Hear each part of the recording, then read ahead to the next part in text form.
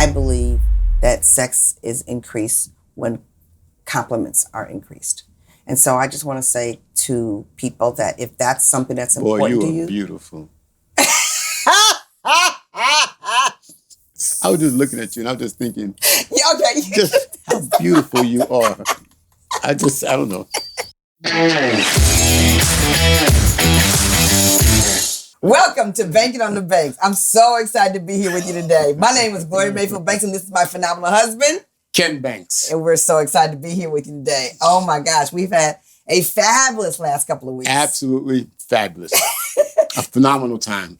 Can you 32 days away from home. Yes, and then home for 4. And then home for 4, and then back out again for another 15 days. Who travels for 59 days, home for 7, 14 flights? 14 flights. 7 countries. Right. How many cities? Lots. About 10 cities. Yeah. 10 cities. 10 cities. You could say 7 countries over that span of time. It was an incredible trip. We traveled to Southeast Asia. We traveled to Africa. We traveled to South America. We've been to 3 continents. And if you want to count coming back home to North America, 4 continents altogether, right? But the last couple of weeks have been extremely interesting. We were in Dallas, Texas, and we were at a meditation retreat with Dr. Dispenza. Exactly. And that was a fabulous retreat. Fabulous retreat. You know, a meditation retreat, 35 hours of actual meditation time, not including class time, yes, but actual meditation time, 35 hours in the course of the week. The longest earliest start was a 4 o'clock start in the morning for 4 hours and 45 minute meditation. That was the longest meditation. We were like, I could not believe it. But when we were done, I couldn't believe it was only 4 hours. Yeah, it went 4 hours and 45 minutes. It went so fast. Yes, it was great. Because you're somewhere else. Time changes and you're somewhere else. So it was really fantastic. It's been sort of amazing because Ken has been a meditator for a very long time. Is that a word, meditator? No, let's use it. Go ahead. Okay. Ken's like an expert to me at meditation. And I've watched him for years. And I'm so excited to now learn how to do it and become better at it. I'm very, very excited about it. Very excited. What have you loved about being in meditation? I loved it because it's not only meditating, which is, remember, I say that meditation is a separation of, your thoughts from your mind. So sometimes you got all these thoughts going on, but we got to stay away from those thoughts for a minute just to know who we are. Yeah. Just to get to our being, who our true being is.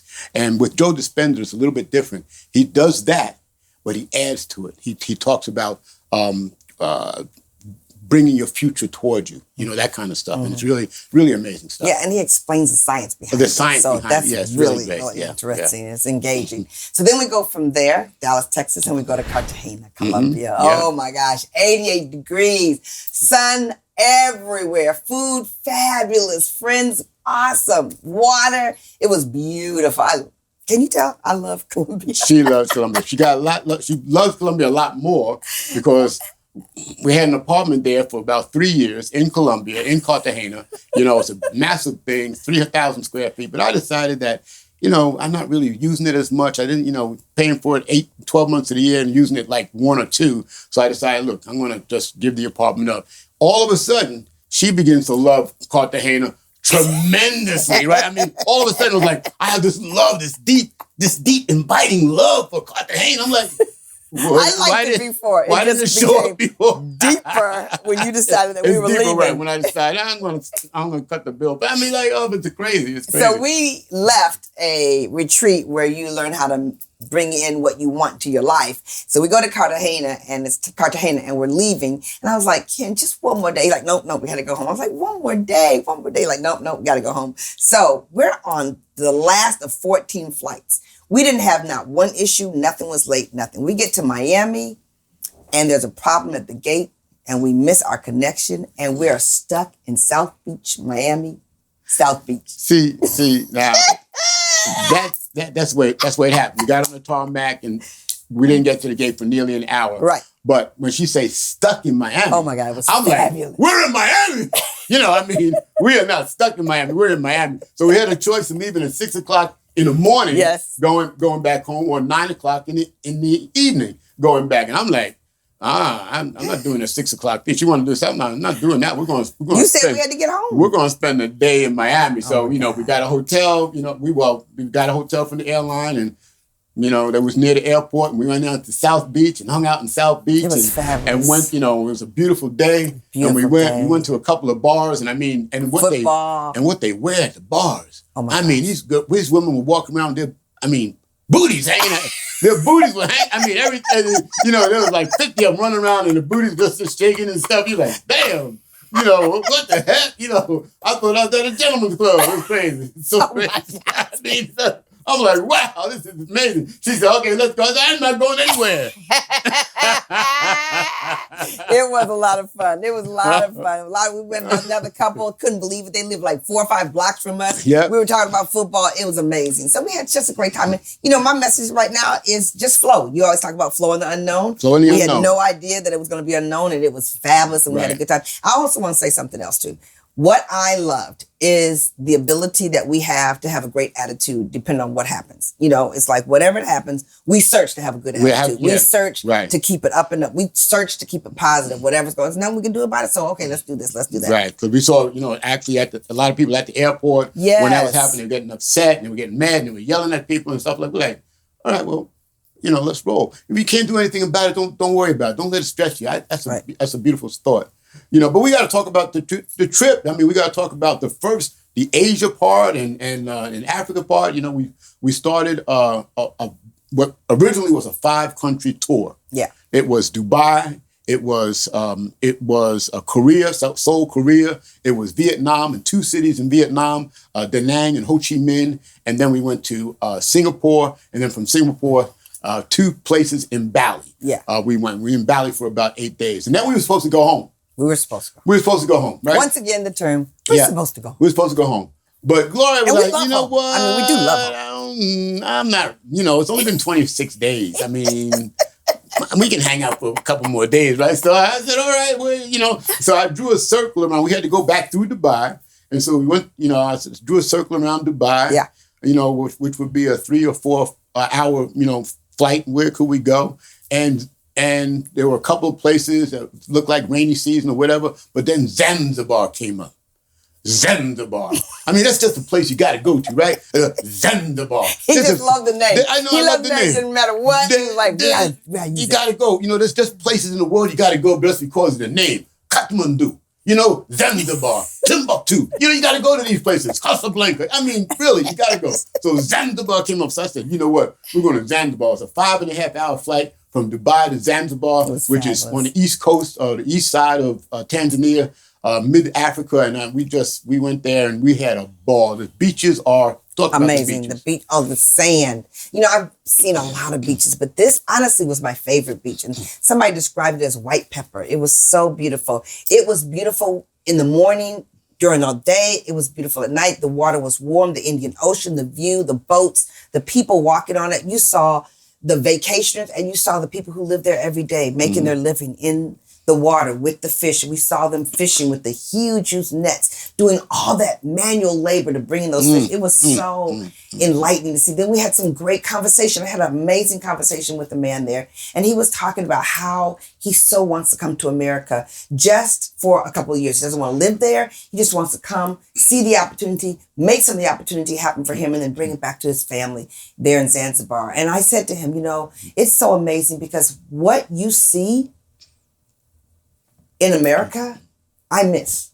And what I see in Zanzibar that's in front of you, you probably miss. So it's a really great way to look at, we have so many blessings in front of us that many times we miss, but travel makes you see a lot more than you might. Absolutely. If you see, we talk about manual labor, I mean, those guys were leaning into those nets, they were pulling bare hands. I mean, just leaning back, digging their feet in the sand, pulling back, and you get a couple more inches. And I mean, it was tough work. And they bring in this net, you know, I don't know, it must have been 300 or 400 pounds of fish to bring in. And it was, you know, you're like, I'm glad I don't do that, right. For a living. But, you know, but you learn. But they were very grateful. They were very gracious. They were very informative. They stopped and talked and explained to us. It was beautiful. And then to do that hard labor work with such a beautiful backdrop was breathtaking. It was really amazing. Yeah. And then I think we were in Bali, which was an incredibly spiritual journey, and And, just landing there. When he landed, I was like, wow, this feels different. Something about it felt different.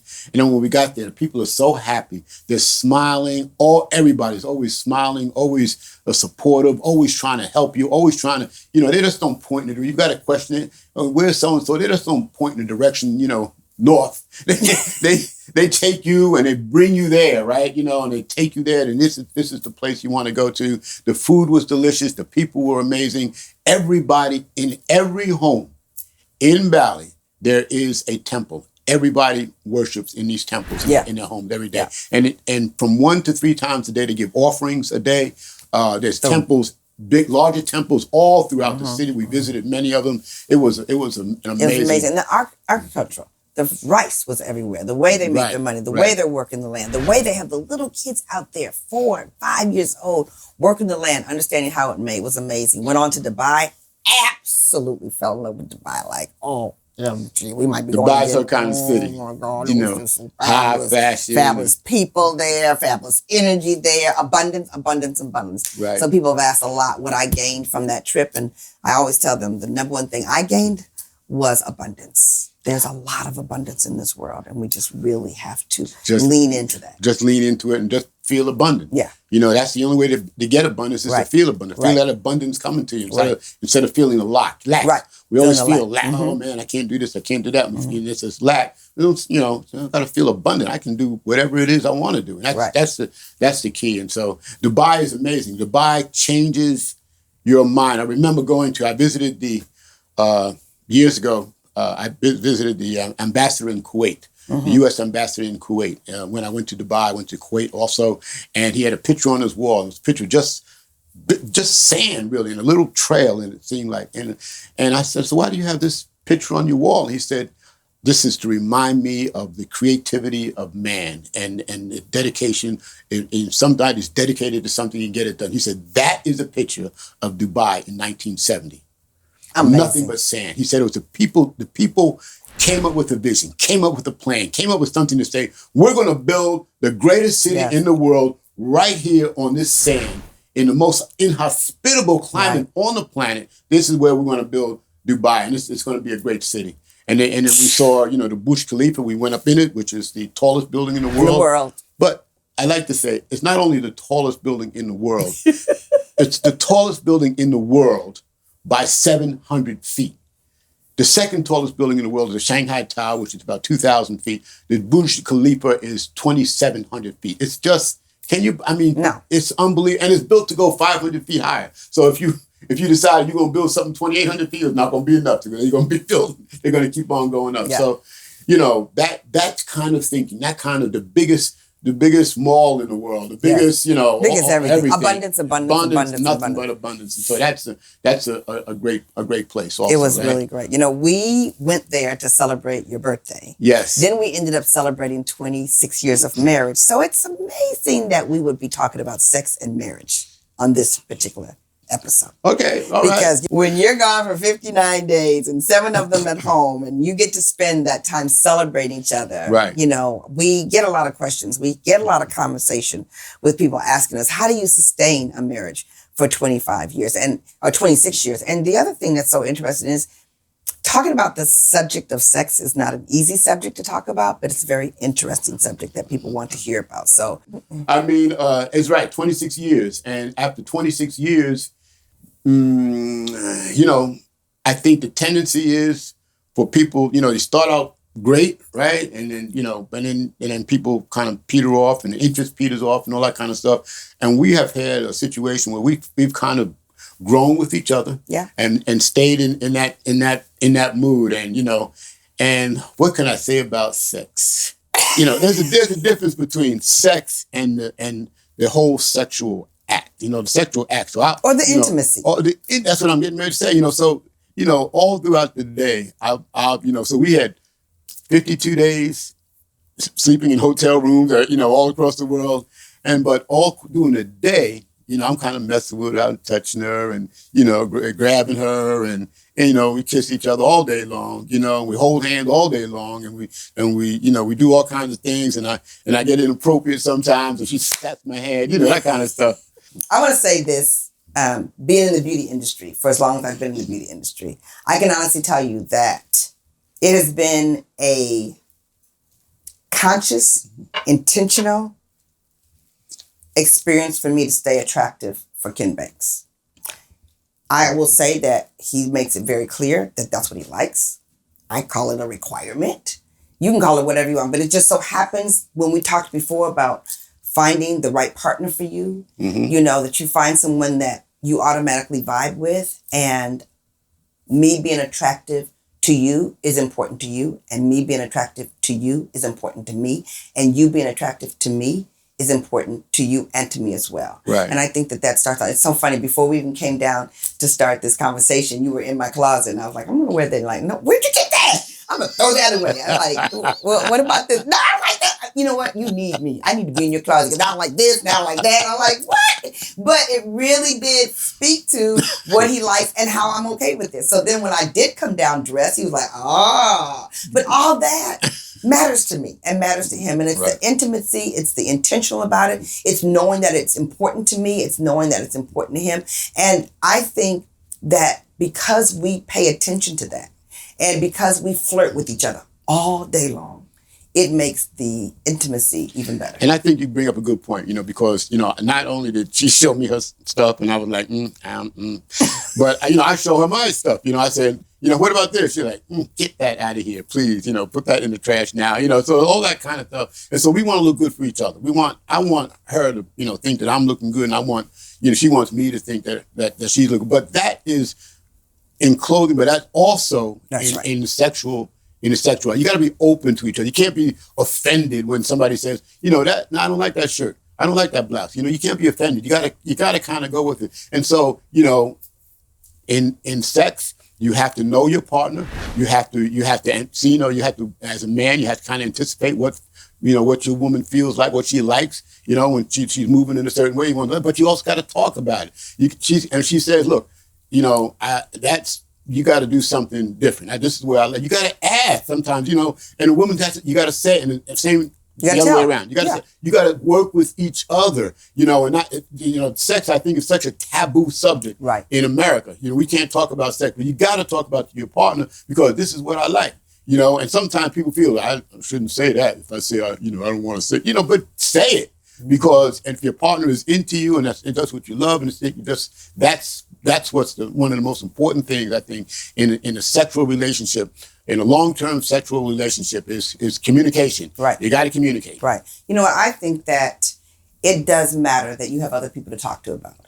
I think it does matter that you have family and friends that you can have that conversation about. And, one of the things that I hope that we can do here is to invite people to have that conversation, and not in a bad way, not in a dirty way, but this is what's important to life. This is what's important to a strong relationship. A strong relationship in life can be one of the most enjoyable, healthy, related type of things that you can offer to each other. So sustaining a great relationship, you don't want to just stay married because you're married. You want to stay married because you enjoy the marriage. And part of that is what you do together. And part of that is what you choose to do apart. Because one of the things that we talk about is we do travel a lot together now, but there was a long time that we were traveling. You would travel and I would travel and we come back home. So when you come back home, what do they say? Distance makes the heart grow fonder. It does make the heart grow fonder, but it's when you get back together, what are you going to do about that fondness? Are you going to ignore it? Are you going to walk in there knowing that you're exhausted? Or are you going to walk in there knowing you are exhausted, but that's not the environment or the exercise or the excuse that you choose to take on the time? Yes, I'm tired. However, me appreciating him, seriously, when he comes in the door, I still will come downstairs and give him a hug and give him a kiss. If I'm all the way upstairs, I don't just hear the door close and ignore it. I pay attention to it because it's important to us. Right, exactly, and I think that's a very excellent point that we share that kind of philosophy. And the other thing is that, we both work out, we both try to stay in shape, and you marry somebody at a certain size, and I kind of want you to be within that ballpark, for a long time, Don't go outside the stadium and then take a walk down the boardwalk and all that kind of stuff. Stay in the same kind of zone, because that's what I was attracted to, right? Now, you say, well, would you love me if I was different? Well, yeah, I'd love you, but, I love, like, I kind of want you this way, right? And so, I mean, I'm just saying, is this And not, you can say that because you've sustained and maintained. right? And I've sustained and maintained. Right, exactly. And not everybody has a choice, medical reasons, right. everything. There's a lot that goes into it, Right. But however, what we're trying to do is cause the conversation. Because if the conversation is someone goes left or someone goes right, and there's no conversation, and then 10 years later you look up at each other and you don't even know that the other person's disappointed because you didn't have the conversation. Didn't have a conversation, We've been together 33 years, 26 married. Congratulations. Some people say, how you stay married to him for 26 years? I have no clue. And then I got some friends that say, how you get that woman? I said, I must be doing something right. That got to have some skills. Brother got some skills. We've worked on those skills. But, I think that it's a tough subject sometimes. When I even say that, I want to be careful to claim something as tough because that's what other people say. Mm-hmm. I'm going to change it in my mind. It's not a tough subject to talk about. Sex and marriage is an important subject to talk about. And we know that a lot of couples want to talk more about it.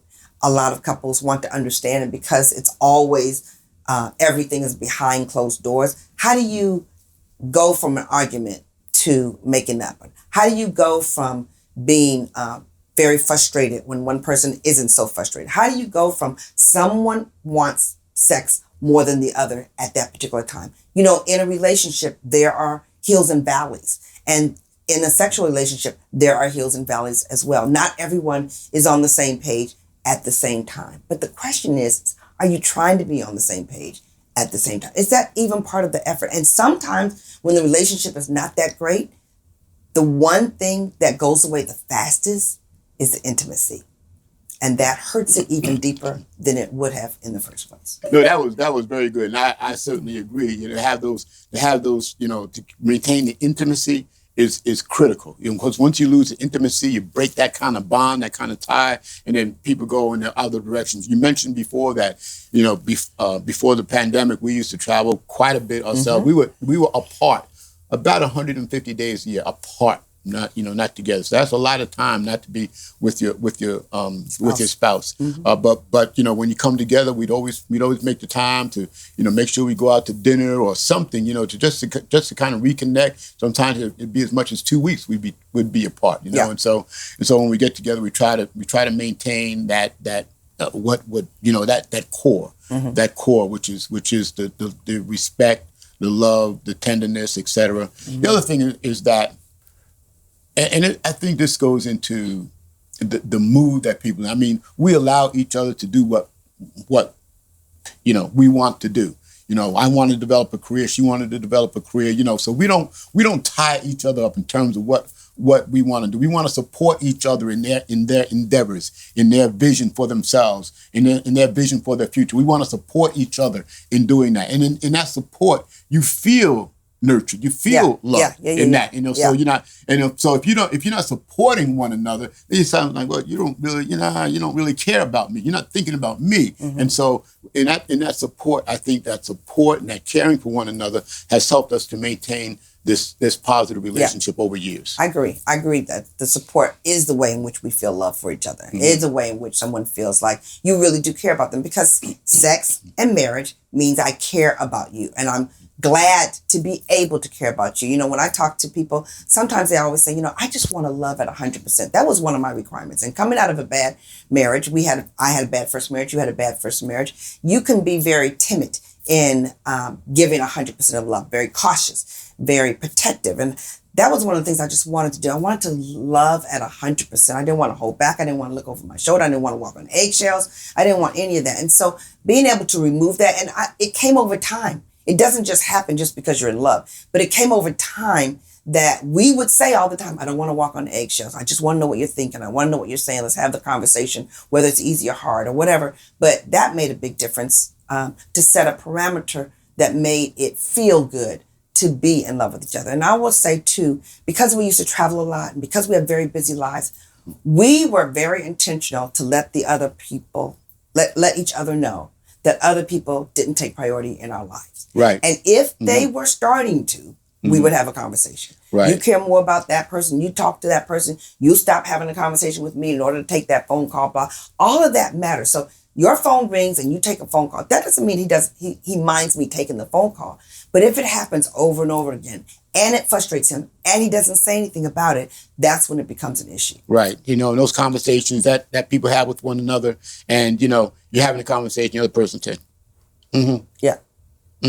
Well, you know, that's not, you're not, if it doesn't feel good for you. You're not engaging. You're not, well, I mean, but that's one example out of 1,000 examples. Right. You know, people can't get vacant or they don't respond. Remember that time I was working? I was going for a big goal. We went to dinner, right? My phone rang. I looked at the phone. You looked me dead in the face and said, if you pick up that phone, I'm going to break your arm. I said, oh, okay. Now, I'm not violent. No, but it was funny. It was a funny joke. It was very clear. And I knew he wanted my attention. I mean, you know, you go out to dinner, you know, you're spending all this money for dinner. You know, we were courting at that time, right? Yeah. We were courting. And I was like, you know, put that phone down. That's enough, you know. So exactly. But I'm clear. And you're clear. Right. Right, absolutely. about what we want, what we require, and the kinds of things that you got to be clear. You got to, and the person, hopefully. And it takes courage. It takes courage. To be clear. Yes. It takes courage to say what's on your heart. It takes courage because particularly if you're sensitive and you give someone your feelings, they have to handle it correctly. So if I'm going to give him my feelings, and when you talk about marriage and sex and intimacy, I'm handing my heart over to you. Right. How are you going to deal with my heart? Because you could slam it, you could hurt it, you could reject it, or you could hand it back to me with love, but still with clarity. Right. And so I think that's a very good point also. You know, we and it's according to how when we're clear, we don't have to be clear with anger. Right.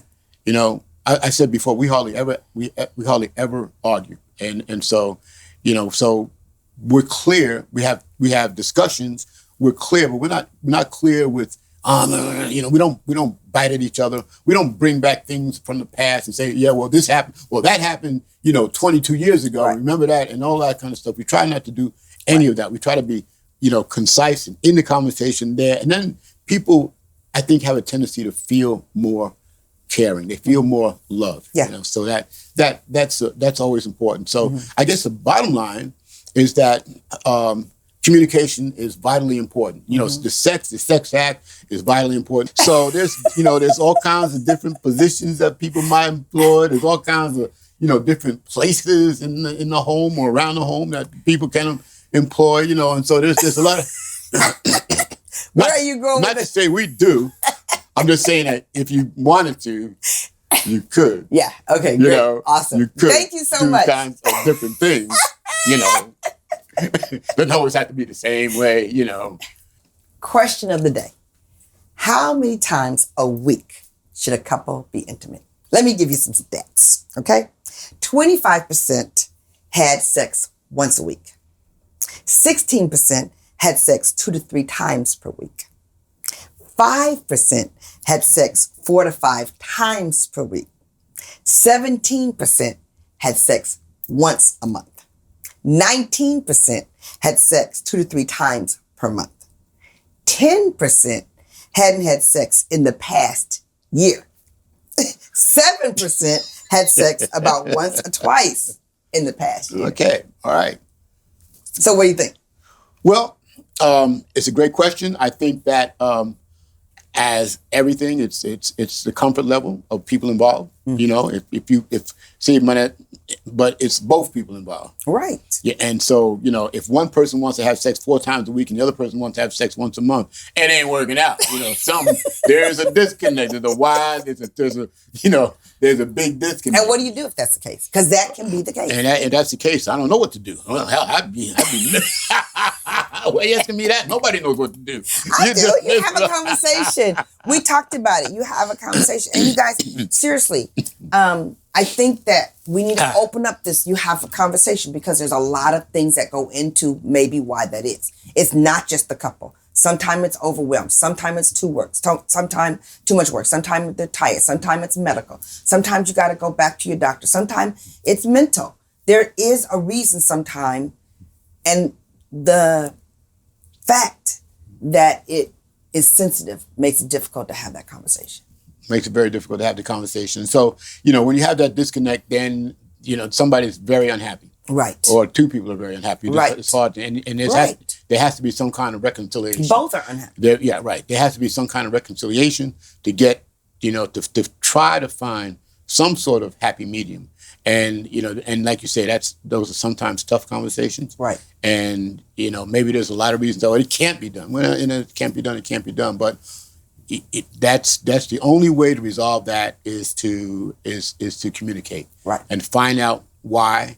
And be honest with one another. Be honest without hurting, if you can, the other person, without damaging the person's ego and all of that, because very sensitive subjects and all of that can matter. One of the things I want to add to the communication piece is the acknowledgement that it's important. Mm-hmm. I think that if you don't want it that often, you might think it's not important because you don't want it that often.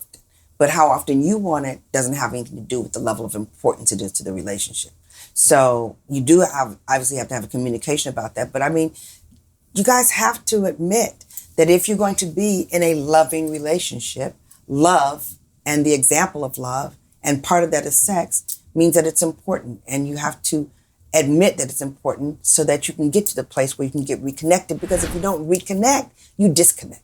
You disconnect. When there's disconnection, that's when, sometimes people go outside of the marriage. Mm-hmm. Go outside of the marriage to have sex with somebody or, different places because they're not being satisfied sexually at home. And it's just interesting that I've spoken to, well, mostly women, I think, but some men also. Mm-hmm. And, they getting ready to get married, and they'll say,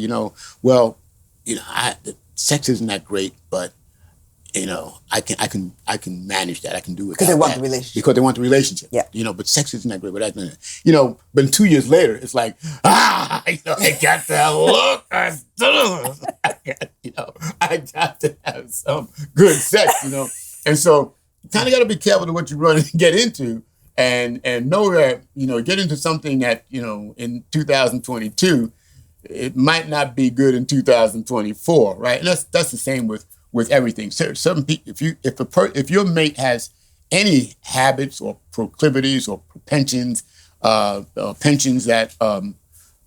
that are not favorable to you, something that you don't like having, right? And you can put up with it for a while, but if that's the person and you're the person that doesn't like it, somewhere along the line it's going to be conflict. Somewhere along the line it's going to be some bumping heads. So, and one of the things I talk about in our relationship is that we match in so many different ways. Mm-hmm. And the ways we don't match it's okay because, you're doing this over here and I'm doing something else over there and we allow that to happen. Right. But when we're together, we found that there's a lot of similarities that we both like doing. And we like the oppositeness.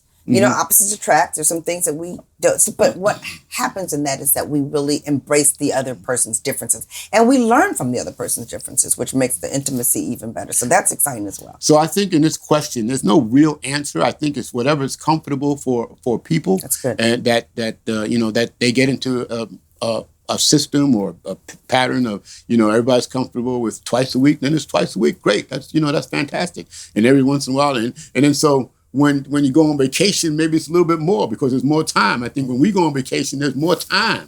Mm-hmm. We're not having to get up and run around and do this and do that. And so there's more time. And so there's more intimacy when we're on vacation. It's just easier that way. And we are not, when you're home and it's all these obligations, then it's a little bit different. The obligations.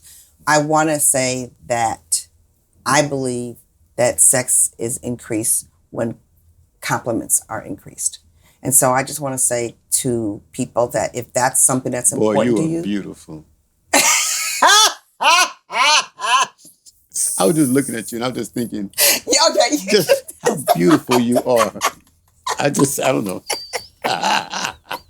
Well, one thing for sure, you're fine. Okay? One thing for sure. And we tell each other that a lot. And it matters. It matters. So what matters to you? Like he was saying, if it's 2 times a week, if it's 5 times a week, whatever, but what's important to you and as a couple to get together? Because that was the question of the day. So here's something, though, that, great sex doesn't mean great friendship, doesn't mean great, connection, doesn't mean great great anything, which in terms of relationship. Doesn't mean it means depth. it's great sex. And great sex, for great sex sake is fantastic, right? But it doesn't mean that you should get married because somebody has, if somebody's great in bed. That's not a reason for getting married. Maybe a reason for not getting married is that they're not great and that they won't satisfy you. That's a different story. Right.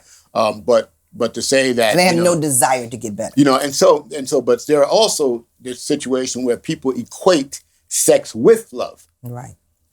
So if let's say you're married, right, and as a man, your wife doesn't want to make love to you, and all of a sudden, now it's affecting your ego. You say, why doesn't my wife? She did now, doesn't want to, have sex with me, and so I'm thinking that maybe she doesn't love me, or maybe she's having sex with somebody. I mean, all this stuff, going through men's mind, right? That I've heard all the conversations about, what's happened. None of it has to be true, but you don't know unless you make that conversation. If you have that conversation and you talk about it and you get to the bottom of it, because some things in a relationship are what I say non-negotiables, and just some things that are not, if you do this, I'm out. I'm out. There are certain things that are non-negotiable. I mean, I can say, sexually, let's say, some non-negotiable things, or if you have sex with other people, that could be a non-negotiable in a relationship.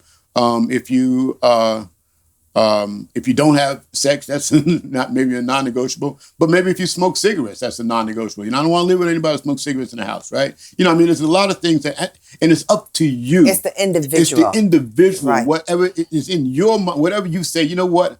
I cannot live with that particular habit over the course of years. I just can't. So there's certain things you got to know that are just not, So again, I'm going to talk about women, though I think it probably relates to men in other areas. But sometimes when women get of an age, when they want to have babies and they want to get married, and they'll find a guy, and the guy might fit 4 or 5 of the 10 or 12 different qualifications that is good enough, right? Yeah. That are important to them. Their standards sometimes go down, and it's sometimes that's almost the worst decision to be made. Yeah, that's a tough decision. Yeah, they do tend to settle, and that is hard for both men and for women. Right. They she does this or she does that, or she makes more money or she doesn't make enough money. It's just it goes so many different ways.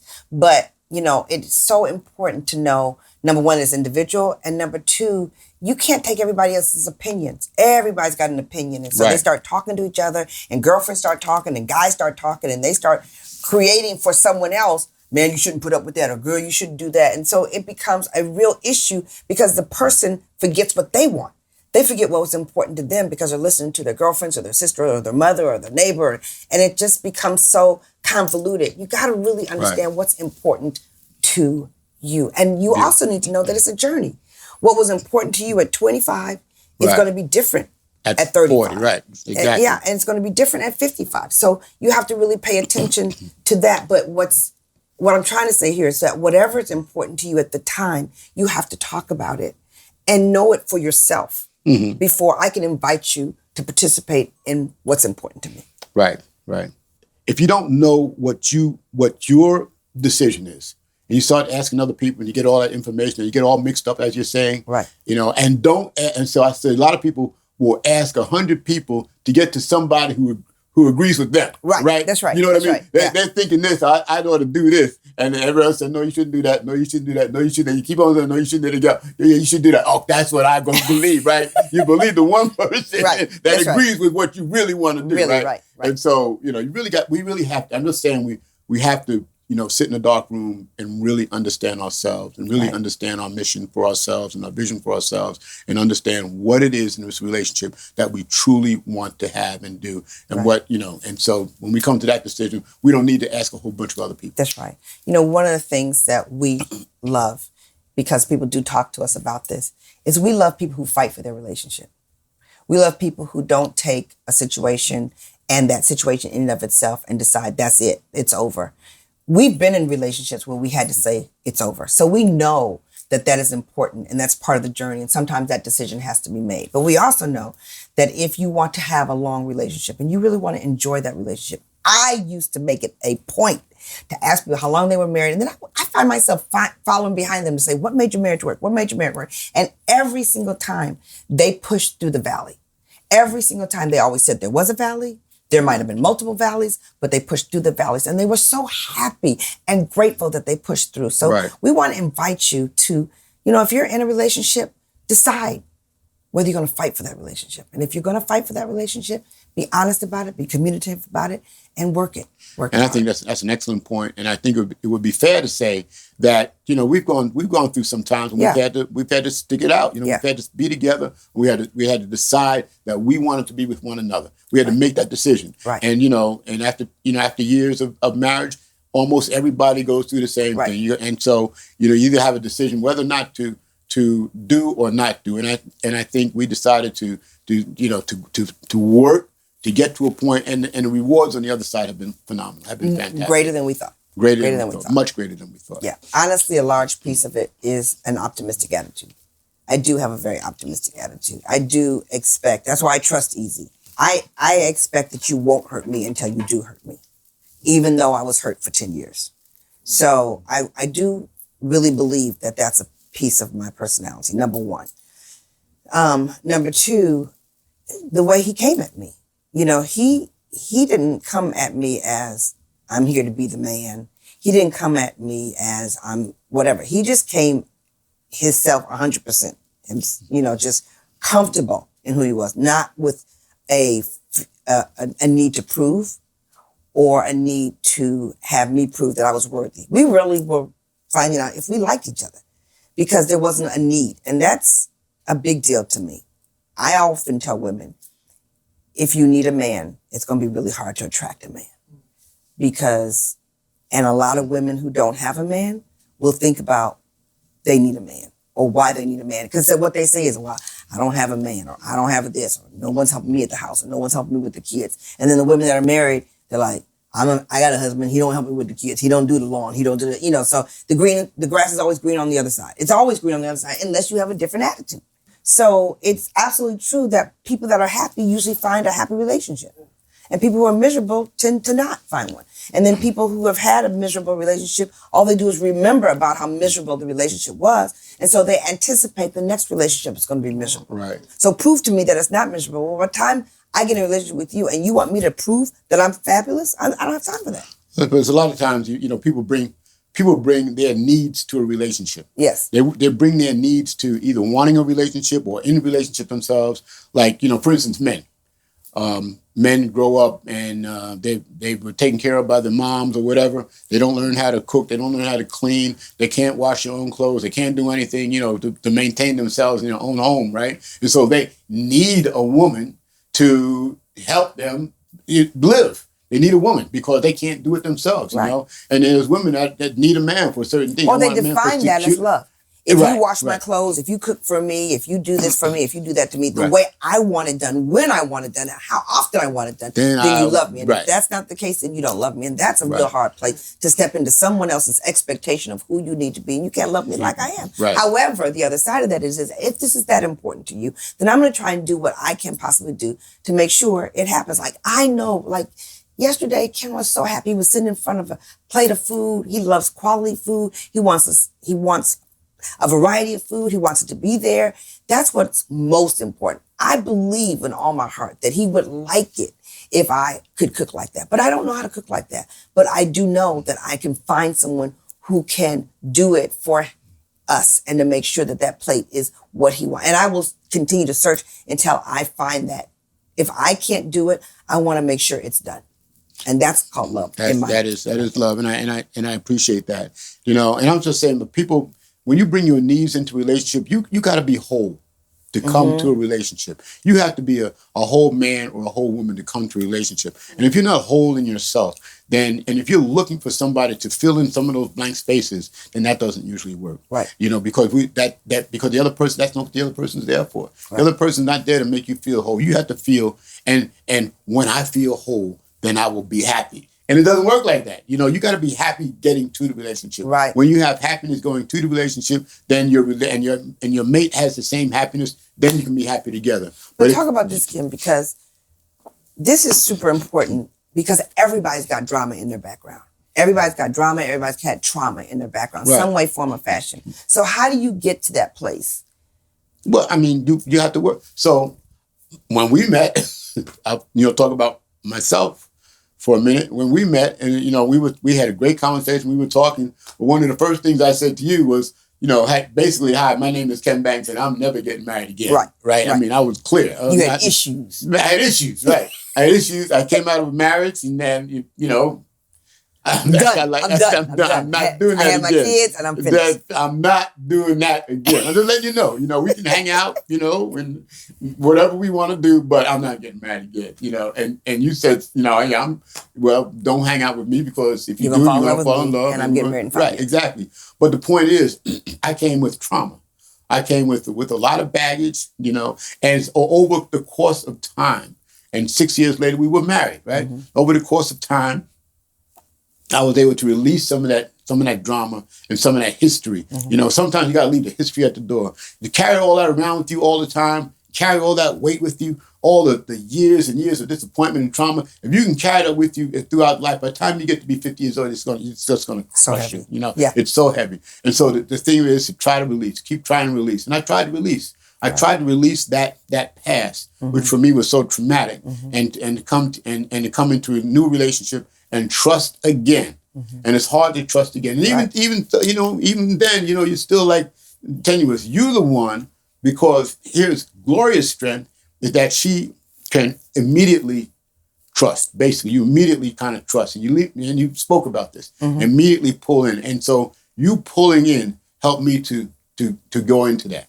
And patience. You required patience. Right. And I had to require patience of myself. Plus, I wasn't coming into this relationship with a need.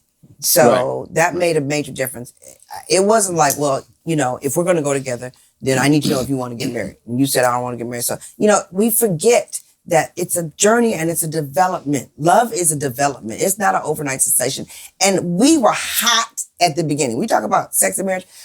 The first kiss, I'll never forget it. It was hot. It was hot from the very beginning. I appreciated that about it. But that did not put me in the avenue of rushing, because patience was required. Mm-hmm. So we're excited that you guys joined us. We're so excited that we're your favorite couple. Even when we were in Dallas, somebody walked up to us like, you know what? I want to let you go. No, you're my favorite couple. We were like, yes, we are the favorite. You must be banking on the bank. So we're excited. We want you to follow us, on Instagram at Gloria Banks, Ken at official Ken Banks on Instagram. And you know what? Subscribe, follow us on YouTube. And everywhere you can find a podcast, we're going to be there. And we want to connect with you. So stay connected with us, because you are banking on the banks.